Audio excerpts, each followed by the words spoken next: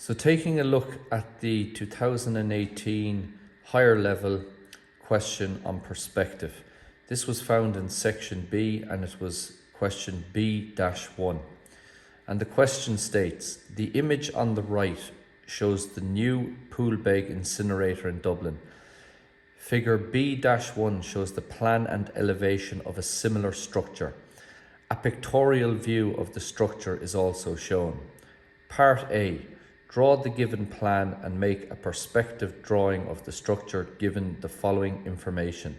The spectator point S is 20 meters from corner A as shown, and the picture plane passes through corner A. The horizon line is 10 meters above the ground line. The sloping lines on surface B are inclined at an angle of 20 degrees to the horizontal plane.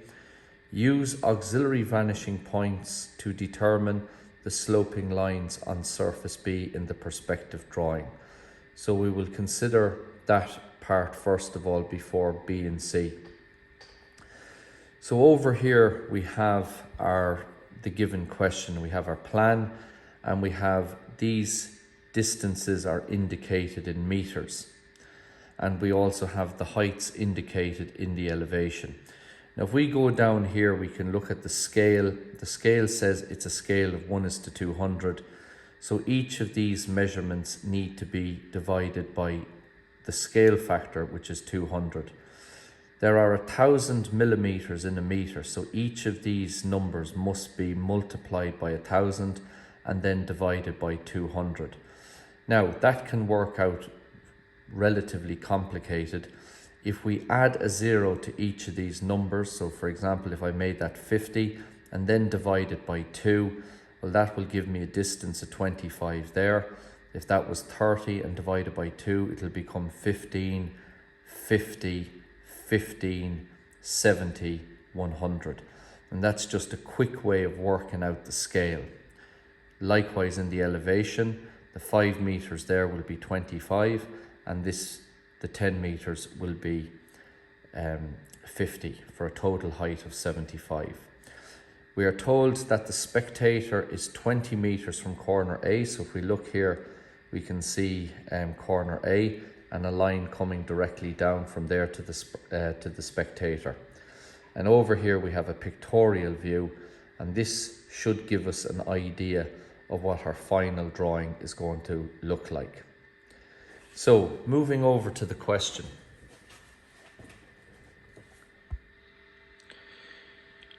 Here you can see the finished solution to the problem. Now initially it looks complicated, but we'll start with the basics. So if we go up here, first of all, I've set up the plan to the measurements that were given in the question. So this line here is inclined at an angle of 30 degrees. The distance there was 15. The distance from there to there was a total of 50, which is 25 either side of the center line. The distance from the back edge to the face of this part of the building, that distance there is 70. And the overall width of the object is 100. And this angle here is indicated as being 80 degrees. So the angle up here is 100. So the best thing to do here is to draw your line here at an angle of 30 degrees. Draw your center line, because we can work things off the center line. And then from your center line, measure out 25 and 25. And in this direction, I'll say that again. From the center line, measure out 25 and then 15. And then from the center line in this direction, 25 millimeters and 15. You mark an angle of 100 degrees here and continue that out. From here along the center line, measure 100 and draw a line there at 30 degrees. Then measure out 70, draw another line at 30 degrees. And then you set up and complete the plan. Once you have your plan, once the plan has been completed, we then need to find the spectator. So again, We bring a line directly down from this corner as specified in the question, and we were told that the spectator is 20 meters from that corner. So when we scale that, that's a distance down there of 100 millimeters. So you measure from corner A here down to the spectator, 100 millimeters, and you locate your spectator. Now, to get the setup of the perspective, we then join the extreme corners of the plan. So you draw a line from your extreme left-hand edge here and your extreme right-hand edge. You join those into the spectator. This gives us what we refer to as the angle of vision, the maximum angle it takes to see the object from the spectator's position.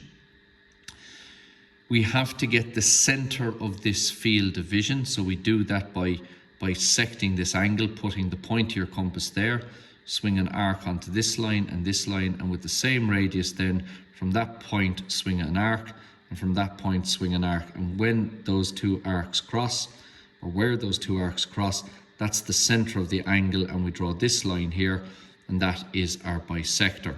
And that is giving us the center line down the field of vision. The picture plane then is set up at 90 degrees to the bisector. So at 90 degrees to the bisector, we draw our picture plane. And then the horizon line is parallel to the picture plane. Now, there is no set distance between the picture plane and the horizon line. So that can be any distance you like. But again, you are limited to the scope of your paper, not to make that too big a distance, or else it will run off your sheet. The general rule of thumb is that the horizon line should be positioned just clear of the spectator point. The distance between the horizon and the ground does matter, and that again was specified in the question as being the horizon line is 10 meters above the ground line. So the horizon line is 10 meters above the ground line. On this drawing, that's going to be 50 there. So, angle of vision bisected, draw the picture plane at 90 degrees to the bisector, draw your horizon line parallel to the picture plane, and then a distance of 50 between the horizon and the ground line, draw your ground line. Now, once you have that done, the next thing that we need to do is we need to get the vanishing points on the horizon. The vanishing points are key to a perspective question because all the horizontal lines will disappear at the vanishing points on the horizon line. So to get the vanishing points, we look at the direction of this edge here. And what we do is from the spectator, parallel to the front edge of the building, we bring a line up to the picture plane, and where that line hits the picture plane, it comes down at an angle of 90 degrees, and that gives us VP2, vanishing point number 2, on the right. Then we look at the direction of that line there, the edge of the building as it goes back, and from the spectator, we draw a line parallel to that edge. So this orange line here, as it goes along, we draw this line up to the picture plane, and where that intersects the picture plane, again, it comes down at an angle of 90 degrees, and that locates VP1 for us. So, in order to get the vanishing points, it's always from your spectator, parallel to the front edge, which will give you the vanishing point for lines moving off to the right. And then parallel to the edge here, draw a line from the spectator, and that will give us our vanishing point for lines moving off to the left. To start the perspective drawing then, what we do is we bring down this corner. This corner, corner A, we bring down at an angle of 90 degrees, and that gives us our starting edge of the building. And what I can do then is I can bring a line from the base here to VP1, and I can bring a line from there, from this corner to VP2. And that gives me the front bottom of the building and the left-hand side bottom edge of the building here.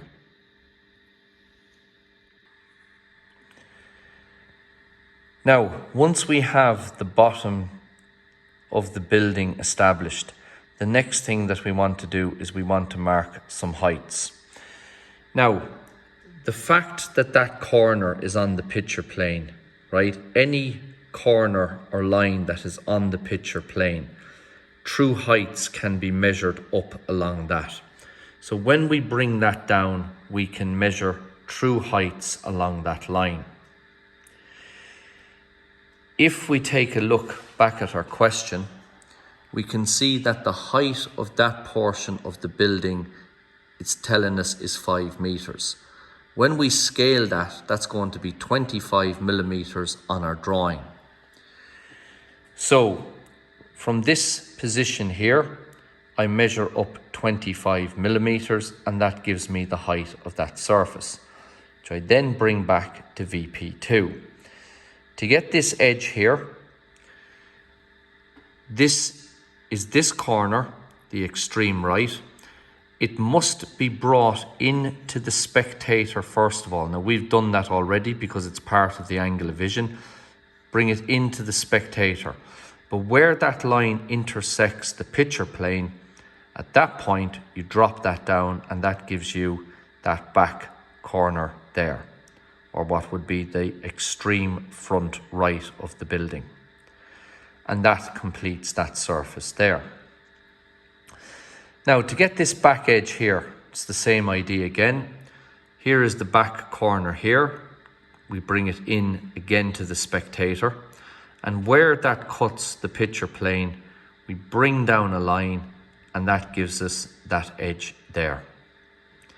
Now, we were asked in the question to use auxiliary vanishing points to find where these lines, so these lines we were told are rising at an angle of 20 degrees.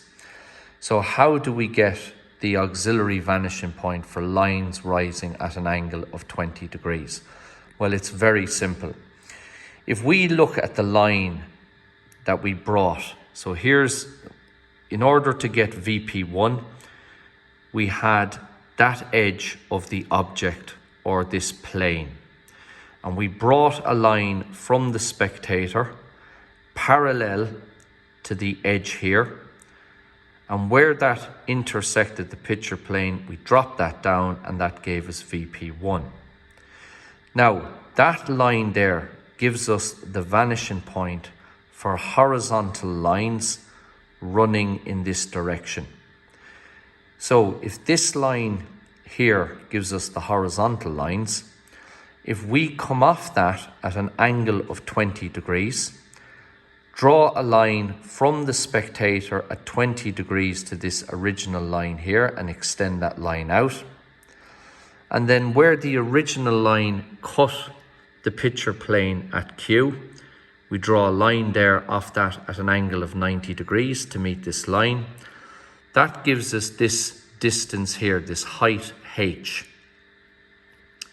And I take that height, and you can see here where I've indicated, I mark that directly above the horizon, above VP1. And that gives me the position here of the auxiliary vanishing point, number 1, up here. So, from your original line, draw a line with the center of your protractor over the spectator. Draw a line at 20 degrees to the original line and extend it out. And where that original line cut the picture plane, bring a line off that at an angle of 90 degrees. That gives us our height H. Take that distance on your compass, and you mark that above the horizon to get your auxiliary vanishing point, and you indicate that there.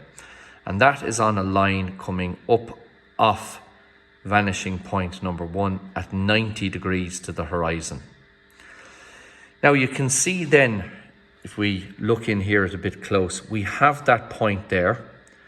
So in order now to get this line, that corner, because it's rising at an angle of 20 degrees, converges on the auxiliary vanishing point that we've just found. So we extend up that line, and we already had this point, and we just bring that up as a vertical line, and then that gives us this corner here. Now, that edge then is a horizontal line, so that is going to go over to VP2. So we extend that over to VP2. Now, that corner there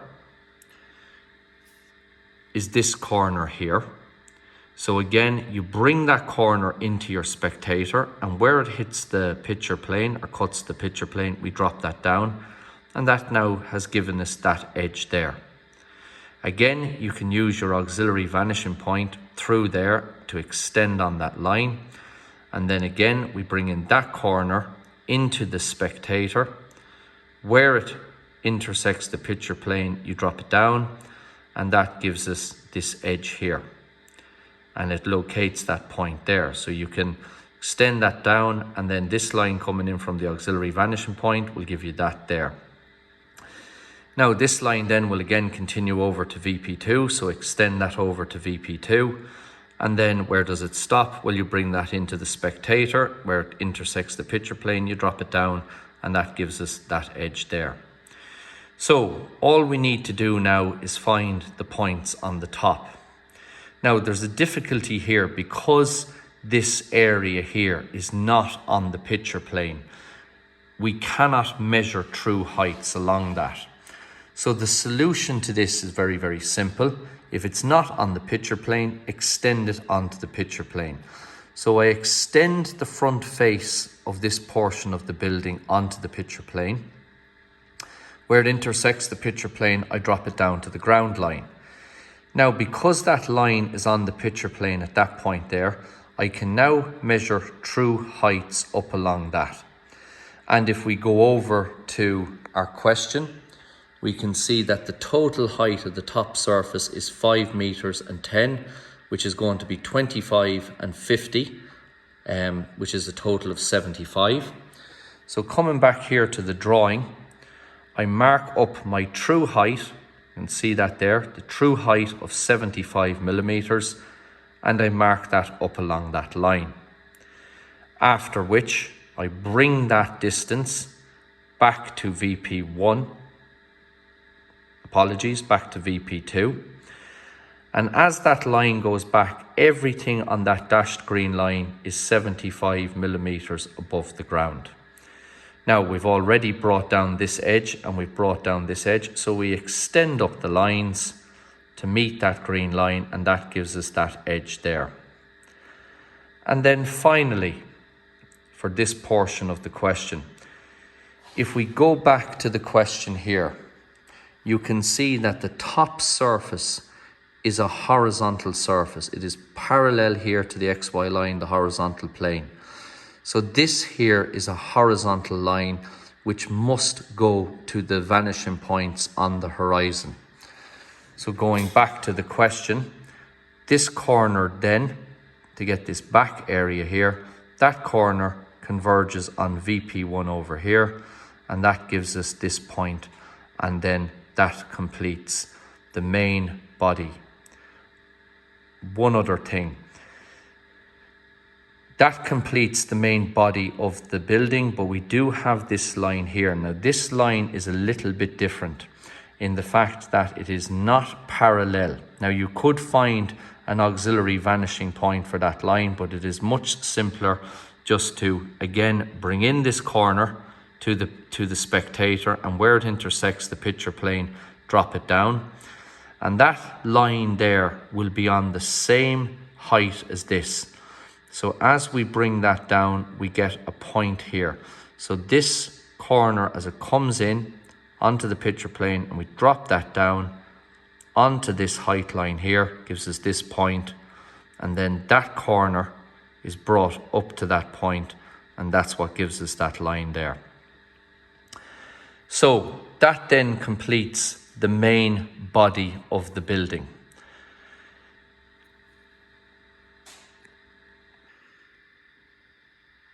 Moving now on to part B, it says a vertical chimney is located in position C. It has a height of 20 meters. Draw the chimney in the perspective view. So if we look at the question here, we can see that the chimney C, in position C, is located 5 meters from this corner. So 5 meters, when we scale it, is going to be 25 millimeters to get C in this location. Now, I have extended on this line and measured out the 25 millimeters, and that gives me the chimney in that location as indicated by this dot here. Now again, this chimney is not on the picture plane. So in order to find the height, again, in the plane of that line, we bring a line onto the picture plane here. We drop that down, and now we can measure true heights from the ground here. We were told that the height of the chimney is 20 meters. So when we scale that, that's going to give us a height here of 100 millimeters. So I mark up 100 millimeters off the ground line, and I let that line again continue all the way to VP2, and also I can let this line here continue all the way to VP2. And you can see there with that line being running along the ground, and the chimney and the back surface here are in the one plane, that the base of the chimney and that corner are on the one line. Now, to get the base of the chimney, you could just extend that corner on. That would be perfectly acceptable, but this also works too, as we can see. So extend on this line to the picture plane. Where it intersects the picture plane, drop it down at an angle of 90 degrees. You can now measure the true height of the chimney on this line, 100 millimeters, and you bring them back to VP2. Here we have the position of the chimney in the plan, so we bring that into the spectator. Where that cuts or intersects the picture plane, we drop that down, and then our chimney is located between the two purple lines here and here. And that completes part B of the question. And finally, the last part of the question. We're asked here in part C, determine the angle of elevation when viewing the top of the chimney from point S. So the question asks us to get the angle of elevation. What is the angle of elevation of the top of the chimney when viewed from point S? So there's the chimney in plan, and there's the spectator in plan. If we draw a line from the base of the chimney directly to the spectator, that is a line along the ground from the base of the chimney to the spectator.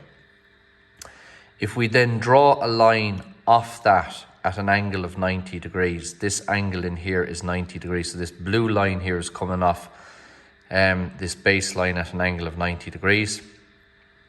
And we measure 100 millimeters along that. That now is the elevation of the chimney. So it is 20 meters in reality, but on our drawing, when we scale it, that distance there is going to be 100 millimeters. So there's the base of the chimney, there's the top of the chimney, and we draw a line then from the top of the chimney back to the spectator. So this is the baseline, this is the angle up to the top of the chimney, and the angle in between those dashed blue lines is the angle of elevation from the spectator to the top of the chimney. And when you measure that angle with a protractor, the angle of elevation from the spectator to the top of the chimney is 27.5 degrees, an elevation angle. So that completes the 2018 Higher Level Section B question B-1 on perspective drawing.